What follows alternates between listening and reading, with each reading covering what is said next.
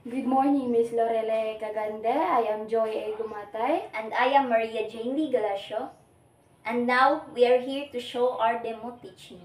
With regards to our chosen topic, which is all about Karunungang Bayan. Magandang umaga sa inyo, class. Magsitayo ang lahat para sa panalangin na pangunahan mo, Binibining Santos. Sa ngalan ng Ama, ng Anak, ng Espiritu Santo. Amen. Sa ngalan ng Ama, ng Anak, ng Espiritu Santo. Amen. Muli, magandang umaga, class. Bago tayo magsisimula sa ating magiging tatalakayin ay maaari nyo bang pulutin ang inyong mga basura na nakakalat sa ilalim ng inyong mga upuan at pakiayos na rin ang inyong mga upuan. At pagkatapos ay maaari na kayong umupo at ihanda ang inyong mga sarili. Okay. Meron bang lumiban sa ating klase ngayon?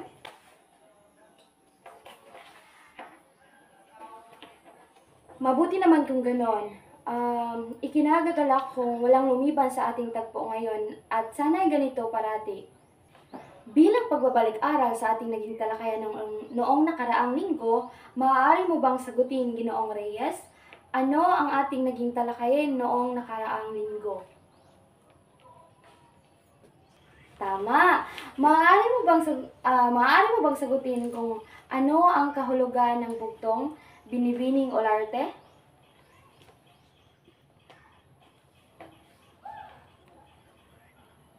Magaling! Ngayon ay may papagawa akong aktibidad. Hahatiin ko kayo sa dalawang grupo at ang unang grupo ay ang hanay na nasa kaliwa at ang ikalawang grupo ay ang hanay na nasa kanan. Ang gagawin ninyo ay mag-iisip kayo ng tig-apat na mga bugtong bawat grupo. Pagkatapos ay magbabatuhan kayo ng inyong mga bugtong na parang isang debate na nagsasagutan pero ang inyong mga bugtong ang inyong sasabihin.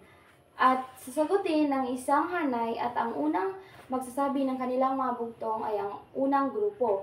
Bibigyan ko lamang kayo ng 5 minuto para mag-isip at ang oras ay magsisimula na ngayon.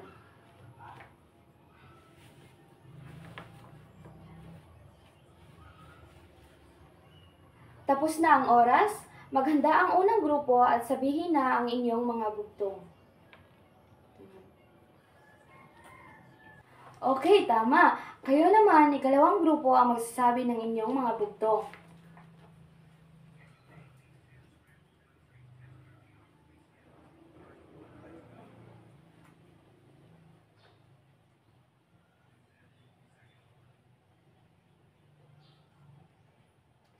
Magaling! Batid ko na alam na ninyo ang ibig sabihin ng bugtong.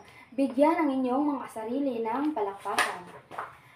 Ngayon ay dumako na tayo sa ating magiging talakayin bilang pagpapatuloy sa ating naging talakayan noong nakaraang linggo. Meron ba kayong ideya kung ano ang karunungang bayan?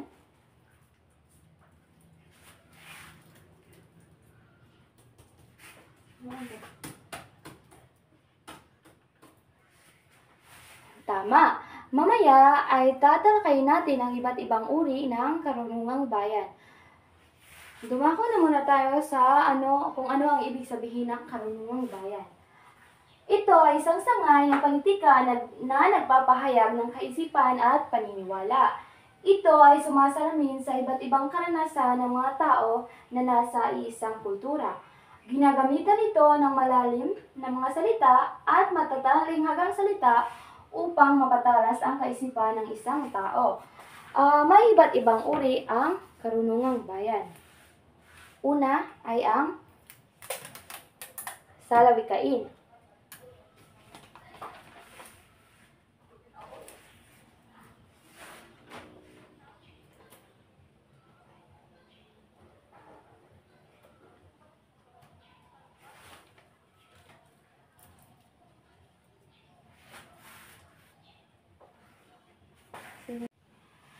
Ang salawikain ay isang maikli ngunit makabuluhang pahayag na karaniwang may matulaing katangian na minsan ay tinatawag na sawikain o kasabihan. Ang halimbawa ng salawikain ay ang mabuting halimbawa ay ang higit na mabisa kaysa pahayag na dakila. Ngayon, sino naman sa inyo o sino ang makapagbibigay ng halimbawa ng salawikain? Tama, magaling. Narito pa ang ilan pang halimbawa ng salawikain. Una ay, ang buhay ay parang gulong. Minsan nasa ibabaw, minsan nasa ilalim. Ikalawa naman, ang hindi lumingon sa pinanggagalingan, hindi makakarating sa paroroonan. Ang ikatlo naman, ang karukhaan ay hindi hadlang sa pagtatagumpay. Ang ikaapat naman, kung ano ang puno, siya rin ang bunga. At ang panghuli ay magbiro ka lang sa lasing, wag lang sa bagong gising. Ngayon ay dumako naman tayo sa pangalawang uri ng karunungang bayan. Ito ay ang sawikain.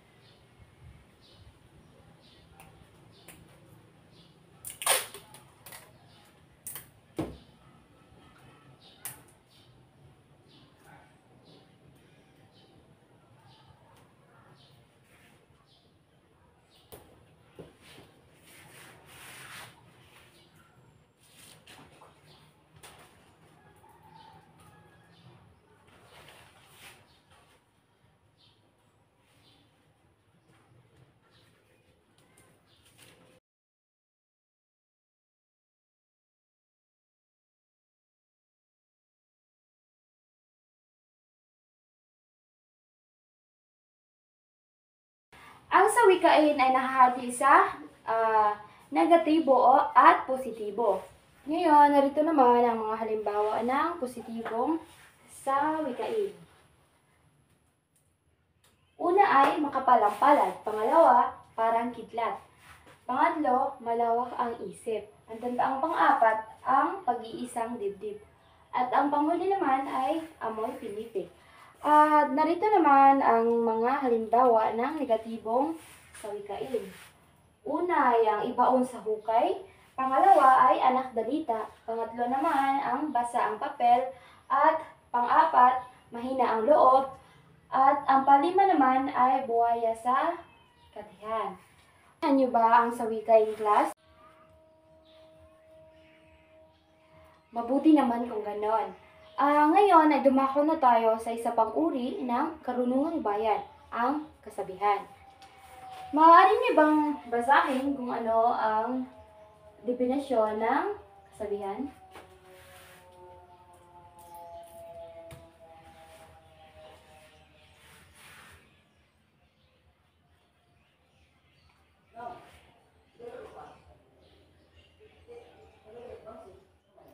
Maraming salamat. At ito naman ang iba pang mga halimbawa ng kasabihan.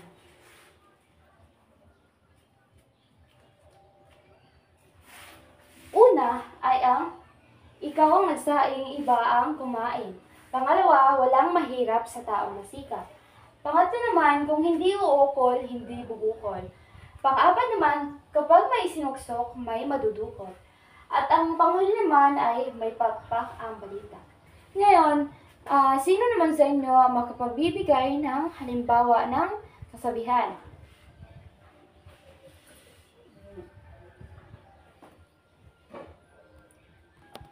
Tama. Batid ko na alam niyo na kung ano ang ibig sabihin o kahulugan ng kasabihan. Meron po ba kayong mga katanungan dyan? Maaari ninyong itaas ang inyong mga kamay na sa gayon ay maliwanagan. Maraming salamat sa iyong katanungan, Binibini. Ang sawikain ay mga kasabihan o kawikaan na nagbibigay ng mga gandang aral at gabay sa pamumuhay, sa aral at sa pagkikipagkapwa ng isang tao. At ang sawikain naman na tinatawag na isang idioma ay mga salitang patalihaga at karaniwang ginagamit sa pang-araw-araw. Iyon ang kaibahan ng dalawa. Wala na po bang mga katanungan? Mabuti naman kung ganon. Diba? Noong nakaraan ay sinabihan ko kayo na doon sa ating group chat na kayo ay magsasaliksik ng mga karunungang bayan. Depende na sa inyo kung sawikain o kasabihan.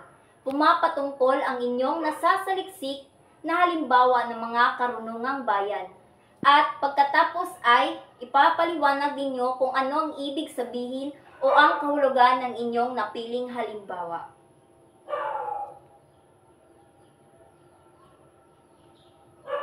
Magtatag ako ng 4 na mga mag-aaral upang ibahagi ang nasasaliksik nilang mga halimbawa ng karunungang bayan at saka ito'y ipapaliwanag ng mga napili. Sige, magsisimula tayo kay Binibining Romero.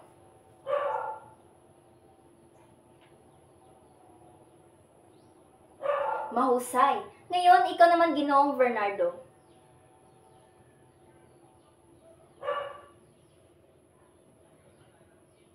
Maraming salamat. Ikaw naman, Ginoong Mendez.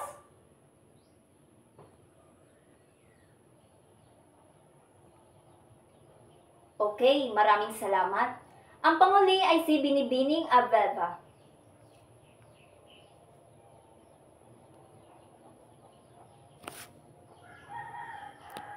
Maraming salamat sa inyong mga ibinabahagi. Magaling sapagkat batid ko na alam ninyo na ang mga karunungang bayan. Ngayon ay hatiin ko kayo sa 5 grupo at bawat grupo ay magtutulungan upang masagutan ang gagawin. Para sa inyo, ipaliwanag ang kahalagahan ng karunungang bayan sa pang-araw-araw na pamumuhay ng isang tao. Ito'y ipaliwanag ninyo ng 5 hanggang 10 pangungusap. Ngayon naman ay may papakita ako ng mga pangungusap sa seksyon ng paglalapat.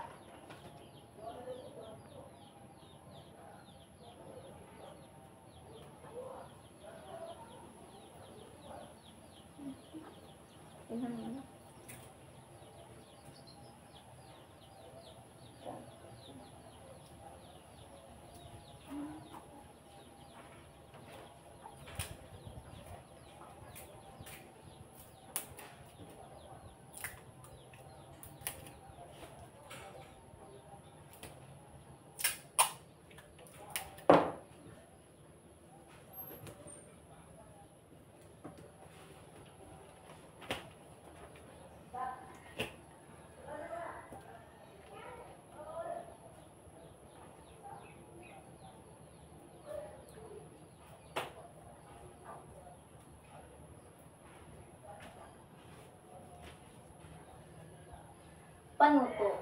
Basahin ang mga pangungusap. Lagyan ng check kung sumasang-ayon at itis naman kung hindi. Para sa pagtataya ay tutukuyin ninyo kung ang pangungusap ba ay sa wikain o kasabihan. Unawaing mabuti ang binabasa ng mga salita. Bibigyan ko lamang kayo ng 10 minuto para ito'y inyong sagutan.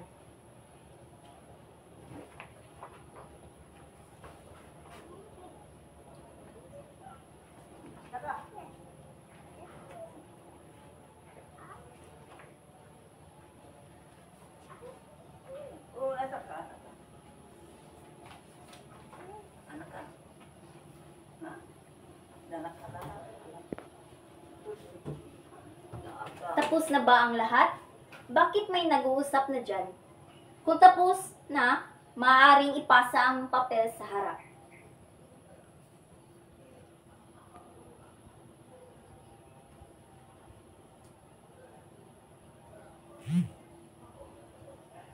Okay? Tapos na ang oras ninyo. Pakipasa ang inyong mga papel sa harap. Ang huling magpapasa ng kanyang papel ay hindi natatanggapin pa.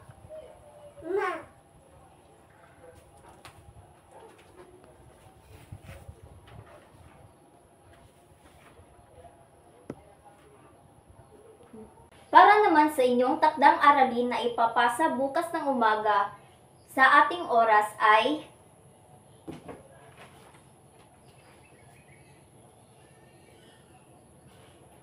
paghambingin ang mga katangian ng salawikain at sawikain.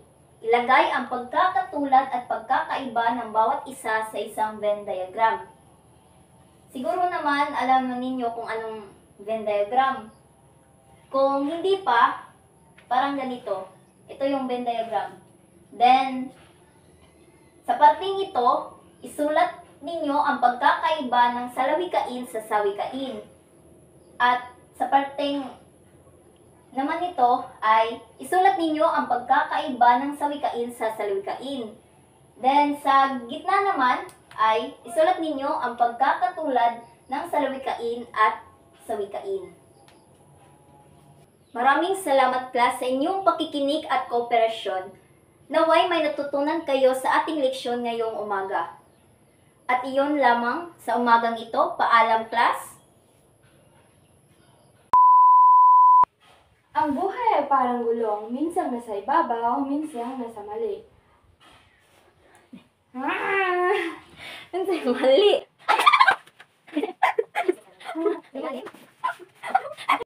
Maraming salamat class sa inyong pakikinig at kooperasyon. Naway may natutunan kayo sa ating leksyon ngayong umaga. At